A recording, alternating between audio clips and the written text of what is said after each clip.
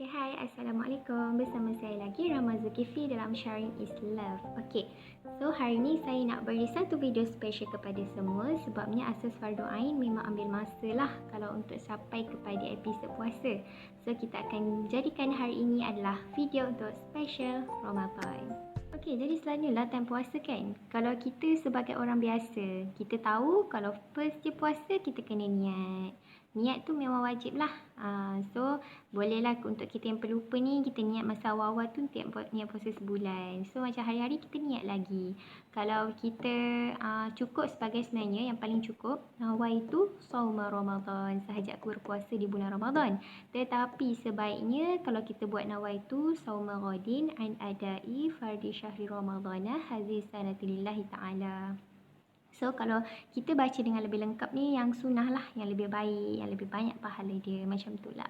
Tapi kalau kita tak mampu nak sebut semua tu, lagi-lagi pada mu'alaf, cukuplah sekadar nawaitu shauma Ramadan.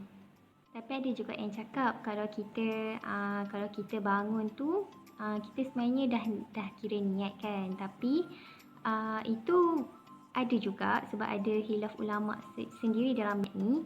Tapi sebaiknya kalau nak dikatakan untuk berhati-hati, sebab yalah kalau kita sahur alhamdulillah lah, kalau kita terlajak sahur macam mana? So sebaiknya kita niatlah sebab itu memang wajib. Itulah rukun puasa yang pertama, iaitu niat. Okey, yang kedua adalah menahan diri daripada segalanya lah, menahan diri daripada makan, minum dan juga berjimat lah sebagai suami isteri. Okey, dan itu memang asas lah. Ini selalunya adalah kepada puasa orang-orang awam lah, iaitu hanya sekadar niat dan juga menahan diri daripada nafsu makan, minum dan juga suami isteri. Kita dah cerita panjang lebar kan tentang pasal nafsu. Okay, jadi cukuplah kita membahaskan tentang apa yang wajib lah, yang patut kita buat waktu kita puasa lah. Kalau nak cerita lebih panjang ada lagi pasal kisah keluar air mani dan sebagainya, tapi itu mungkin boleh rujuk pada ustaz-ustaz lah. So kita cerita pada basic sahaja, dan kita akan cerita pasal hari ini tentang persoalan-persoalan puasa. Persoalan pertama dalam minda saya lah kan, sebab ni time saya kecil lah. Dulu kan masa mitos kecil, saya selalu ingat kalau mengorek hidung tu, kalau sekadar sikit dia pun boleh batal puasa. Itu dululah masa budak kecil kan. Tapi yang lawannya bila dah besar ni, baru saya tahu kalau kita mengorek di bahagian zahir, iaitu sekadar cukup ni, garisan pertama jari ni, tak batal. Yang batal ni kalau lebih daripada tu, maksudnya dalam zahir hidung tu sendiri, yang tu batal. Okey, persoalan kedua yang selalu orang tanya adalah pasal mandi. Sebabnya orang cakap kalau mandi lepas asar, lepas asar tu tak boleh. Sedangkan sebenarnya tak ada masalah pun. Lagi-lagi dah asar tu badan kita rasa macam rasa panas kan, rasa nak mandi je lah. Yang salah dia kalau mandi tu sambil telan air. Memang nak kena lah. Orang suka cakap boleh tak merasa makanan. Okey, merasa makanan tak, apa maksud merasa makanan tu? Boleh je. Sebab kata P.U. Azman, saya suka lah ayat dia. Merasa boleh, tapi ludahlah balik. Tapi jangan ludah dan kuali, betul tak? Lepas tu ada orang tanya, sah tak puasa orang yang tak solat? Sah je, tapi berdosa lah. Tinggalkan solat kan berdosa. Tapi okey, pada konsep kalau kita tahu pasal, orang selalu tanyalah kalau kita cocok ubat masa puasa batal ke tak kan? Sebenarnya tak batal sebab dia bukan pada rongga yang terbuka. Okey, pada rongga yang terbuka seperti apa? Seperti telinga, hidung, faraj kita, mulut, seperti itulah. Tapi kalau rongga-rongga yang tak terbuka seperti rambut kita, kalau rambut dia tak minyak batal ke? Tak. Dan contohnya ubat mata. Ubat mata kan, mata bukanlah pada rongga yang terbuka. Jadi konsep dia disamakan kalau kita pakai celak. Sebab ada hadis Rasulullah yang mengatakan pakai celak ketika berpuasa boleh. Sebab Rasulullah sendiri buat. So bila kena ubat mata tu tak ada masalah, tak batal puasanya. Tetapi daripada kes yang cucuk tadi, kalau cucuk ubat ialah boleh. Tetapi kalau cucuk sesuatu yang melibatkan makanan macam glukos ke ataupun something yang mengenyangkan ke, tak kisahlah apa-apa makanan dicucuk, itu batal lah. Apa lagi isu kalau tertinggal ada sisa makanan dalam mulut kita kan, macam kadang ada kecil-kecil tu kan, yang tu kalau ada, contoh kita dah berpuasa dah siang hari kan, kan gosok gigi dah tak ada dah, sekali ada sikit, Kalau ada, tak batal pun, tetapi kena cepat-cepat buang. Kalau telan batal lah. Tapi kalau kita perasan, lepas tu kita buang lah. Kalau kita tak buang, jadi batal lah puasa kita sebab kita dah telan dia balik. Okay, isu lagi kalau orang tu sama ada dia haid ataupun dia berjimak, tak sempat nak mandi wajib, lepas tu dia berpuasa, sah ke puasa dia walaupun dia dalam keadaan tak suci? Sah, sebabnya itu bukanlah syarat untuk berpuasa dalam keadaan suci, tetapi syarat untuk solat. So kalau lambatkan mandi wajib, pukul berapa nak solat subuh? Okey, kalau pada hukum ibu mengandung pula, kenapa kalau ibu mengandung yang risau anak dia sahaja, dia risaukan keselamatan anak dia, maka dia boleh berbuka, tetapi dia kena qada dan bayar fidyah. Tetapi kenapa pada ibu yang risau akan mudarat atas dirinya dan babynya, dia boleh berbuka puasa tetapi hanya disyaratkan qada tanpa fidyah? Kenapa begitu? Kerana pada kes ibu mengandung tadi, kerana dia risau akan kemudaratan atas diri dia, jadi dia berbuka. Maka di atasnya hanya qada sahaja. Samalah seperti orang sakit yang risau akan kemudaratan atas diri dia. Kalau dia teruskan puasa, dia akan sakit. Jadi bila dia berbuka, dia hanya dikenakan qada sahaja, betul tak? Reason dia ataupun asbab dia kerana dirinya sendiri. Berbeza pula kepada ibu yang mengandung yang dia rasa diri dia sihat, yang tak ada mudarat atas diri dia, tapi dia risau mudarat tu ke atas anak dia. Maksudnya dia risau kemudaratan itu atas orang lain. Maksudnya dia berbuka kerana orang lain, bukan kerana dirinya sendiri. Jadi ke atasnya wajib qada dan fidyah. Kes dia samalah kalau ada orang tu dia berbuka puasa kerana ingin membantu seseorang yang dalam bahaya. Tak tahulah mungkin dia kenapa dia sampai nak buka puasa. Adalah sebab dia, contoh dia nak selamatkan orang terpaksa menyelam dalam air kan. Jadi bila dia buat macam tu, dia berbuka kerana orang lain, maka ke atasnya adalah wajib qada dan fidyah. Intinya, kalau kita berbuka kerana kemudaratan atas diri kita, maka kita diwajibkan qada sahaja. Tetapi sekiranya kita berbuka kerana risau kemudaratan kepada orang lain, sama ada kepada baby kita ataupun orang lain, maka wajib qada dan fidyah. Berbalik pada kes menyelam tadi, menyelam memanglah boleh, tetapi bolehkah kita yakin dengan menyelam air itu tidak masuk ke dalam rongga telinga kita? Sekiranya air itu masuk ke dalam rongga telinga kita, maka batallah puasa kita. So, bila kita menyelam dan kita tahu memang air itu akan masuk dalam rongga telinga kita, maka batallah puasa. Tetapi dikecualikanlah kepada orang-orang profesional penyelam lah. Dia memang dah biasa menyelam dan dia juga menggunakan equipment untuk menghalang air daripada masuk ke telinganya. Okey, bila dikatakan sakit pula, sakit sampai tahap mana kita boleh berbuka puasa? Okey, bila sakit tu macam kita gastrik ke, sebab kalau gastrik lagi lama kita tahan makan, lagi bahaya, betul tak? Ataupun macam ibu mengandung, semua tu boleh berbuka atas nasihat doktor. Kalau doktor kata macam bahaya kalau dia teruskan puasa, so bolehlah berbuka. Ataupun kita sendiri tahu kalau badan kita ni kalau kita maka akan jadi lagi teruk, so bolehlah berbuka. Orang yang berdegil juga nak puasa, sah tak puasa dia?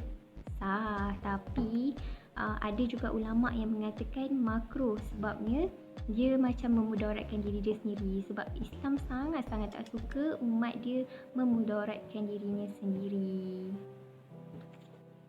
Allah dah bagi keringanan tu, ambillah. Sebabnya Allah ni maha penyayang, maha pemurah. Waktu kita tak larat, kita ambil keringanan, kerusuhan yang Allah bagi pada kita. Nanti bila kita dah sihat, kita gantilah. Tak kena fidyah pun, sebab kita memang buka atas sebab diri kita sendiri.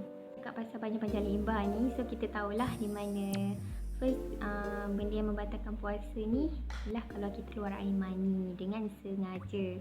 Sebab pasal air mani ni banyaklah perbahasannya kalau dia tak sengaja. Tapi kalau contoh dia tahu dengan bermesraan dengan isteri dia boleh menyebabkan dia keluar air mani dan dia sengaja melakukannya, maka boleh terbatallah puasanya. Melainkan macam dia tak boleh elak. Contoh macam dia tidur, dia termimpi dan terkeluar air mani dia, itu bukan something yang disengajakan, so tak terbatal puasanya. Perbahasan tentang air mani ni mungkin boleh tengoklah pada video-video kat YouTube ke dekat Ustaz ke, sebab panjang lebar dan banyaklah sebenarnya pasal isu suami isteri ni. Dia sebab saya punya video ni pasal umum, so kita kita kurangkanlah pasal benda ni. So kita cerita pasal umum saja. Apa lagi yang membatalkan puasa adalah muntah dengan sengaja.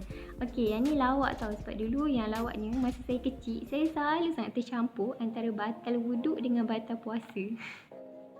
Kadang-kadang tu bila saya berwuduk kan, masa tak puasa pun, tapi maksudnya jap, macam terkorek telinga kan, batal tak puasa, batal tak wuduk. Macam mana ada tu untuk puasa bukan wuduk. Contoh macam tadi muntah dengan sengaja.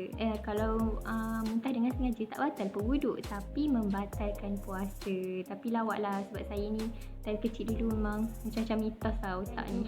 Sekiranya gila ataupun hilang akal walaupun hanya sebentar, maka batallah puasa. Tak kisahlah gila tu memang sakit mental ke, memang hilang akal disebabkan ambil dadah ke, hilang akal sebab minum arak ke. Semua tu adalah perkara yang membatalkan puasa. Dan juga memasukkan apa-apa dalam rongga badan kita lah, rongga-rongga yang terbuka, macam zakar ke, dubur ke, faraj ke, telinga ke, mulut ke, hidung ke. Tapi pada paras batin lah, macam hidung tu macam tadi bagi tahu dah kan, zahir tak batal tapi batin batal. Dan telinga macam ni lah, macam telinga kalau setakat luar-luar kita nak gosok ambil wuduk sunat tu tak batal lah. Tapi kalau sampai menyelap tu, kalau orang yang tak sengaja makan terlupa kalau terlupa tak batal, tapi rezeki lah dapat makan. Nak cerita pasal kes ni kan, memang lawak lah. Memang saya dah habis makan satu hit. Yang lawak dia, masa saya nak basuh tangan tu, saya baru teringat. Tapi memang sedih sangat time tu. Sebab apa? Sebab tak sempat minum air. Okey, tadi pasal kes hilang akal tu, kalau orang yang memang sengaja hilang akal sebab minum arak semua, kira yang berdosa lah. Tapi kalau dia memang dah sakit mental tu, ataupun memang dah tu, memang tak berdosa lah, sebab dia pun tak ada niat nak jadi macam tu. Termasuklah kalau dia terpaksa makan ubat-ubat yang menghayalkan. So benda-benda yang macam tu, maka tetap batal puasa dia kena kodok, tetapi dia tidak berdosa lah. Kalau pasal kes yang orang sakit tadi, kalau dia adalah sakit yang berterusan, macam contoh sakit tu yang memang dia dah tak ada, macam memang nak kodok pun dah tak mampu, ataupun sakit kanser everything, maka ke atasnya kalau perlu ke dia berniat puasa. Kalau macam tu tak berniat pun tak apalah, sebab dia nak berpuasa pun tak boleh. Tetapi kalau dia macam sakit tetap berkekalan, maka wajib ke atas dia untuk berniat dulu. Tetapi sekiranya bila dia berpuasa, tengok dia tak larat kan, so harus ke atasnya berbuka. Okey, jadi kalau tadi kita dah cakap pasal perkara-perkara yang batalkan puasa, maka kita wrap upkan sikit lah tentang perkara-perkara sunat. Okey, antara sunat dalam berpuasa kita tahu adalah melambatkan sahur dan menyegerakan berbuka. Kita juga disunatkan untuk menahan lidah kita daripada perkara-perkara dan perkataan-perkataan yang tidak baik. Dan juga beriktikaf lah dalam masjid ke. Dan juga perkara-perkara sunat yang lain dekat sebelum bulan puasa pun boleh buat dalam masjid. Okey, boleh ke berbekam? Boleh. Berbekam berbekam tidak membatalkan puasa berdasarkan hadis Ibnu Abbas, di mana sesungguhnya Rasulullah SAW berbekam ketika haji wada dalam keadaan baginda berihram dan berpuasa. Untuk masalah kes wanita yang ambil ubat penahan haid, boleh ke tak? Sah ke? Okey, puasa dia sah, tetapi sangatlah tak digalakkan. Sebaiknya kita ikutlah fitrah kita. Sebabnya Allah dah bagi keringanan kita masa kita datang haid tu untuk kita. Yelah, sebab tak semua orang yang haid okey je. Ada setengah haid tu sampai sakit perut, teruk, nak berehat semua kan. Allah dah bagi keringanan, ambillah. Ada macam-macam cara untuk beribadah. Kita boleh banyakkan berzikir, kita boleh banyakkan berselawat. Dan semua tu bila kita bersabar menghadapi sakit kita haid tu, ataupun kita bersabar tak puasa, kita bantu orang berpuasa, kita masakkan ke apa ke, itu pahala untuk kita. Macam-macam Allah bagi.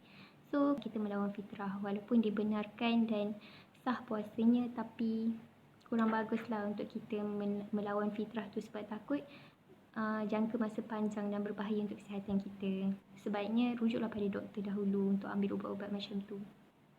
Ada kes kahak yang banyak kan, kita sesama, kita banyak kahak. So sebenarnya itu adalah perkara yang dimaafkan lah. Macam terlalu banyak kan, tapi kita memang kena buang lah kahak tu. Kalau ada apa yang terkeluar, contoh kan macam sometimes bila kita sesama kan, kadang ada yang terkeluar daripada bila kita batuk tu kok kan, terkeluar kan. Syarat dia buang lah, hembuslah hingus tu. Tapi jangan telan balik. Kalau telan balik batal lah. Dah memang Macam tu kan, memang ingus tu memang tak boleh nak elak. Mana yang boleh buang, buang. Mana kahak tu yang dah terkeluar, kebuangkan dia. Jangan telan balik. Itu je lah syarat dia. So, tapi kalau dah banyak sangat memang tak sengaja tu dimaafkan lah. Kita kan mandi wajib kan, sometimes kita macam memang nak betul-betul pastikan air masuk semua kan, kena semua kan. So, sometimes air tu kadang termasuk dalam telinga kita kan. Tapi kita tak sedar pun. Batal tak puasa? Tak batal pun sebab kita tak sedar, tak sengaja. Kecuali lah memang kita sengaja masa mandi tu macam ni bawa masuk air. Tu memang cari pasal lah, tu memang batal lah namanya. Tapi kalau tak sengaja tu tak batal lah. Okey, jadi untuk special Ramadan hari ini sampai sini sahaja. Maafkan salah silap sis kalau ada salah silap saya kalau ada tersalah kata ataupun yang saya tersalah dalam mengatakan hukum. Sebab saya walaupun saya bukanlah ustazah, tetapi saya ada basic untuk saya tahu istilah-istilah hukum. Saya tahu macam mana nak cari sumber-sumber yang sahih. So apa yang saya cerita pada semua ni adalah perkara asas secara umum sahaja. Untuk detail sebaiknya tengok dan rujuklah pada ahli. Jadi itu sahaja, saya ucapkan salam Ramadan buat semua sahabat-sahabat saya dan semua follower-follower saya. Moga Ramadan kali ini menjadi lebih baik untuk kita semua. Assalamualaikum.